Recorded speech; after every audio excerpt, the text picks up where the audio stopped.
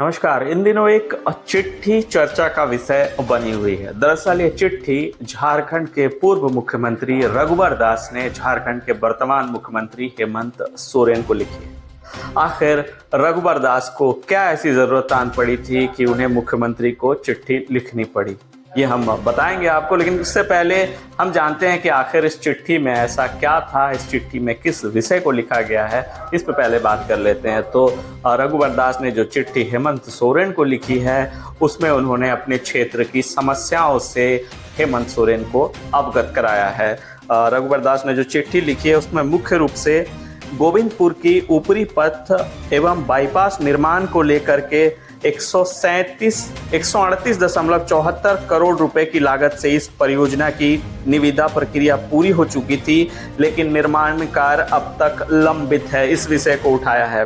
साथ ही साथ लिट्टी चौक से स्वर्णरेखा नदी तक NH-33 को जोड़ने वाली पुल एवं पथ के निर्माण को लेकर भी बात कही है उन्होंने अपनी इस चिट्ठी में। उनका कहना है कि इस योजना का शिलान्यास पहले किया जा चुका है, लेकिन अब तक कोई ठोस प्रगति नहीं हुई है। जनहित में टाटा मोटर्स से थीम पार्क तक होते हुए लिट्टी चौक को NH-33 से जोड़ने वाले पथ एवं पुल का निर्माण कार्य शीघ्र शुरू किए जाने की आवश्यकता है।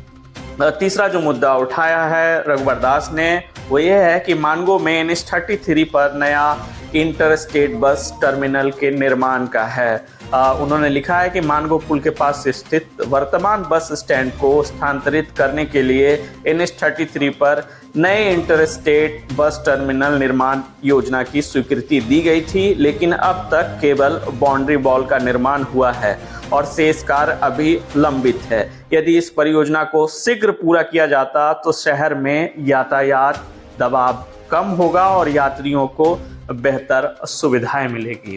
तो ये चिट्ठी लिखी है रघुवर दास ने हेमंत सोरेन को। अब यहाँ ये जानना जरूरी है कि आखिर रघुवर दास को क्या आवश्यकता पड़ गई कि मुख्यमंत्री को उन्हें चिट्ठी लिखनी पड़ी।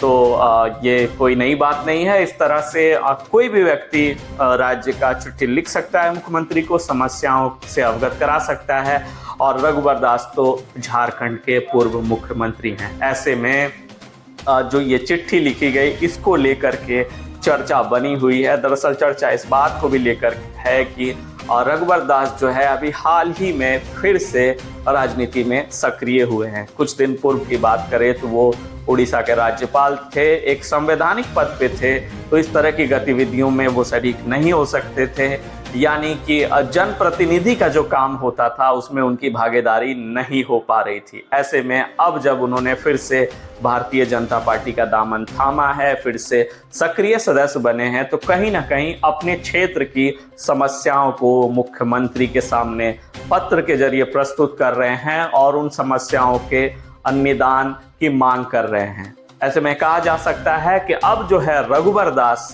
सक्रिय राजनीति में फिर से सजग हो चुके हैं, अपनी क्षेत्र की समस्याओं को उठा रहे हैं। और कहीं ना कहीं ये जो चिट्ठी लिखी गई है अभी ये शुरुआत है। इस चिट्ठी पर अगर कोई जवाब नहीं मिलता है मुख्यमंत्री की ओर से तो फिर इस पर शुरू होगी राजनीति, यानी कि फिर विपक्ष को यानी कि भारतीय जनता पार्टी को एक मौका मिलेगा इस बात को कहने का कि हमने अपनी क्षेत्र की समस्याओं से मुख्यमंत्री को अवगत कराया था, लेकिन मुख्यमंत्री ने इन समस्याओं पर ध्यान नहीं दिया। तो रघुवर दास ने कहीं ना कहीं अब ये शुरुआत कर दी है, सक्रिय राजनीति में उनकी शुरुआत हो चुकी है। और इस तरह के जन मुद्दे को उठाकर वो एक बार फिर से बताना चाहते हैं कि वो जनमानस के नेता हैं और जनता की जो मांग है, जो समस्याएं हैं, उसको मुख्यमंत्री तक पहुंचाने का वो कार्य कर रहे हैं। अब इस पे कितना निदान हो पाता है और मुख्यमंत्री इस पे क्या पहल करते हैं तो भविष्य के गर्भ में छिपा है, लेकिन इतना तो तय है कि इस चिट्ठी के लिखे जाने के बाद झारखंड के राजनीतिक गलियारों में